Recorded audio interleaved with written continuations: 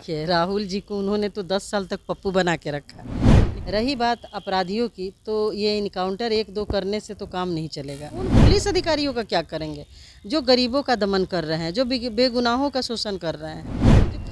नमस्कार, आप देख रहे हैं फर्स्ट बिहार। मैं हूं आपके साथ शरण कुमार। देखिए, हमारे साथ बातचीत करने के लिए कांग्रेस के विधायक प्रतिमा दास जी। प्रतिमा दास जी, इन दिनों बिहार में जिस तरह से तेजस्वी प्रसाद यादव ट्वीट कर रहे हैं आपराधिक मामलों को लेकर, उधर विजय कुमार सिन्हा जो बिहार सरकार में उप मुख्यमंत्री, वो साफ साफ कर रहे हैं कि एनकाउंटर का दौर चालू हो चुका है बिहार में। जिस तरह से शहाबुद्दीन की गुर्गे की जौनपुर में एसटीएफ के द्वारा मारा जाना, मुजफ्फरपुर में मारे जाने, तो एनकाउंटर का दौर 2005 से ही बिहार में चालू है।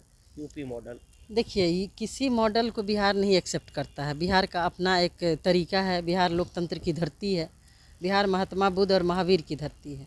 रही बात अपराधियों की, तो ये इनकाउंटर 1-2 करने से तो काम नहीं चलेगा। सबसे बड़ी बात है कि 18 वर्षों से डबल इंजन की सरकार है। ये अपराधी हैं कौन, इनको संरक्षण कहाँ से मिल रहा है।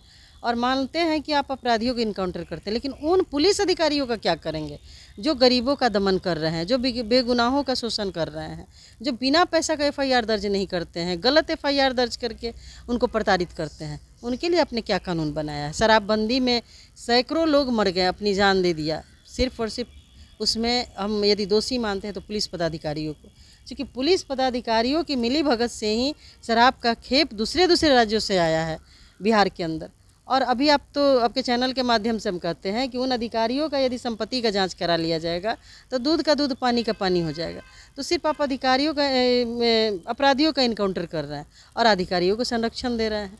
तो ये 2-4 को मार करके आप अपनी पीठ नहीं थपथपा सकते। मतलब मानते हैं इस चीज़ को कि नीतीश सरकार में अफसरों का अफसरशाही बढ़ा है। बिल्कुल अफसरशाही बढ़ा है। गरीब गुरबा तो इतना प्रताड़ित है कि मत पूछिए। एक कागज़ पे साइन करवाने के लिए उसको 10 दिन दोहराया जाता है। आप सीओ ऑफिस में चले जाइए। आप विधायक हैं, आपके साथ भी हुआ होगा। बिल्कुल, हमारे साथ भी क्या, हमारा तो ज़मीन ही हड़प के एक आदमी बैठा है। सीएम से लेकर डीएम तक हमने एप्लीकेशन दे दिया। सब लोग जानते हैं कि वो ज़मीन हमारा है, क्योंकि हम दलित समाज से आते हैं, इसलिए अभी तक हमको न्याय नहीं मिला।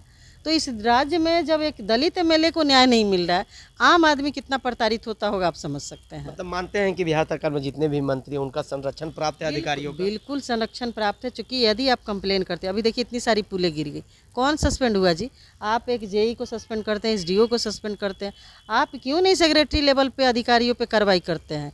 आप मंत्री, आप नैतिक जिम्मेदारी लेकर के इस्तीफा डबल इंजन क्यों की नहीं देते सरकार हैं? है। डबल इंजन की सरकार है, तो इतना पुल क्यों गिर रहा है। कब 18 साल में आपकी सरकार रही है।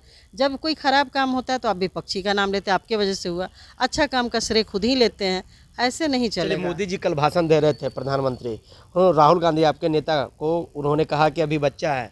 राहुल जी बच्चा है क्या? देखिए, राहुल जी को उन्होंने तो 10 साल तक पप्पू बना के रखा, लेकिन देश की जनता ने उनको अपना पूरा प्यार समर्थन दे करके उनको जन नायक बना दिया है। अब माननीय मोदी जी बौखलाए हुए हैं, डरे हुए हैं, क्योंकि नीट के मामले में वो घिर गए हैं।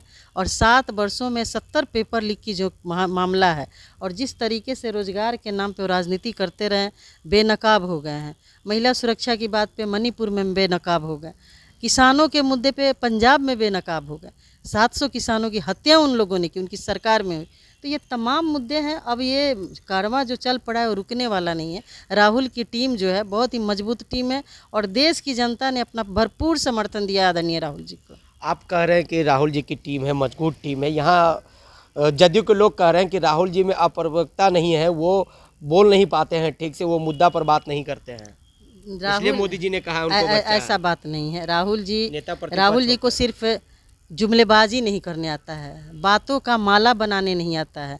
वो जानते हैं कि देश के जो लोग हैं, देश के नौजवान, देश की महिलाएं, देश के बच्चे जो हैं, वो हमारे अपने हैं, इनसे हम झूठ नहीं बोल सकते हैं। ये हमारे अपने नेता पे भरोसा करते हैं। लेकिन मोदी जी के अंदर देश के लोगों के प्रति कोई संवेदना नहीं है, इसलिए बहुत ही बखूबी, बहुत खूबसूरती से झूठ बोलते हैं। तो जदयू वाले को आदत पड़ गई उनकी झूठ सुनने की, तभी तो उनको राहुल जी का बात अच्छा नहीं लगता।